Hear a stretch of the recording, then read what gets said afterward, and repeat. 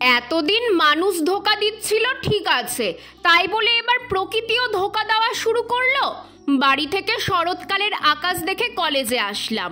ও বাবা, কিছুক্ষণ যেতে না যেতেই এমন বৃষ্টি শুরু হলো।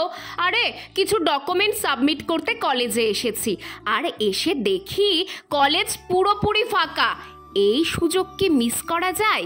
চোরের মন যেমন পুলিশ পুলিশ, আমার মনও তেমনি গাছ গাছ করে। কিন্তু কাজ শেষ করতে করতেই বৃষ্টি চলে এলো। তবে এবার বৃষ্টিও আমাকে আটকাতে পারেনি। ঠিক করলাম ভিজে ভিজে গাছ চুরি করব। কিন্তু নেব কি গাছ? কম বেশি সবই তো আমার ছাদ বাগানে আছে।